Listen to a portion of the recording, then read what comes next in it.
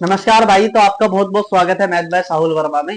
प्यारे भाई, आज हम पढ़ने वाले हैं क्लास 10th के लिए एक्सरसाइज 3.3 का क्वेश्चन नंबर दूसरे का 5वां सवाल, जो कि लास्ट सवाल भी है हमारा। ठीक है, चलिए अब शुरू करते हैं अपना क्वेश्चन। कैसे कि भैया क्वेश्चन इस प्रकार दिया गया है कि भैया आंसर से ज्यादा बड़ा क्वेश्चन है, आंसर से ज्यादा बड़ा क्वेश्चन है। पता नहीं बोर्ड के पेपर में आएगा तो टीचर जो है इसी पे अपना समय खर्च कर देंगे, जन पता नहीं क्या करेंगे।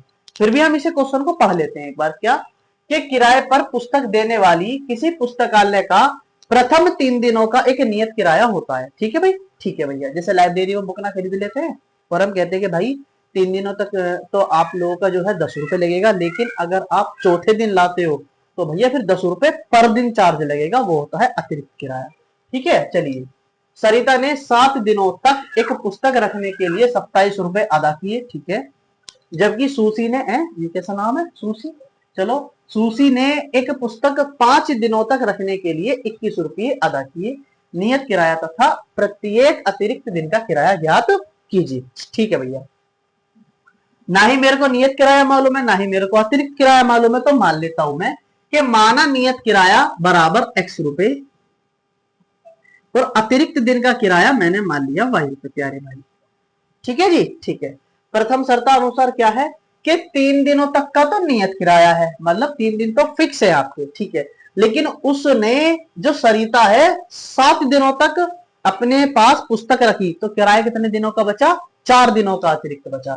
तो हम इसे लिखेंगे x प्लस 4y बराबर जिसके लिए उसने 27 रुपया अदा किया है। प्यारे भाई, ठीक है, ये समीकरण नंबर 1 है। इसके बाद द्वितीय शर्त अनुसार है कि ये सूची है, एक बेचारी सूझ गई, जो ने एक पुस्तक 5 दिन तक रखने के लिए 21 रुपया अदा किया। यानी 5 दिन तक उसने रखी, 3 दिन तक का नियत किराया है, तो एक्स्ट्रा दिन कितने हुए? 2 दिन।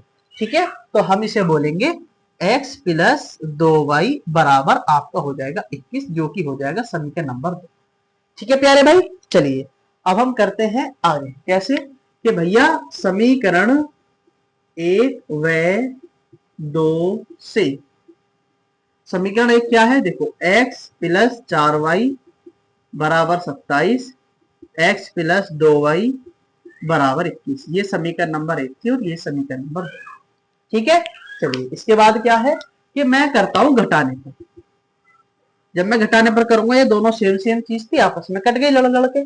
ठीक है भैया, देखो 4 है, ये माइनस का 2 है, क्योंकि प्लस माइनस माइनस होते हैं। 4 में से 2 गए 2y बराबर 27 में से 21 गए 6 बचेंगे, यानी y का मान आ जाएगा 6/2, अर्थात 2 तिया 6, यानी y का मान आ गया मेरे पास 3। ठीक है, ठीक है। इसके बाद y का मान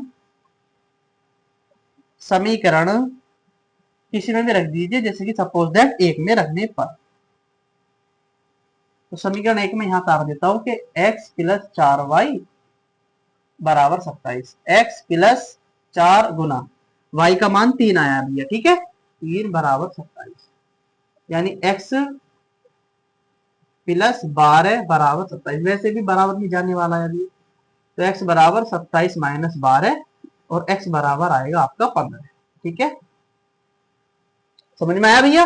भाई मैंने कुछ नहीं किया, जैसे जैसे क्वेश्चन दे रखा था वैसे वैसे इसका हल कर दिया, सिंपल सिंपल समीकरण बना के। तो मुझसे पूछ रहा था नियत किराया कितना है, तो मैं लिखूंगा अतः नियत किराया, नियत किराया था x की वैल्यू आई है 15 रुपया। ठीक है, फिर आता है अतिरिक्त दिन का किराया, यानी मैं अतिरिक्त किराया भी लिख सकता हूँ। ठीक है भाई, चलो दिन भी लिख देता हूँ। अतिरिक्त दिन का किराया जो कि है कितना? 3 रुपए।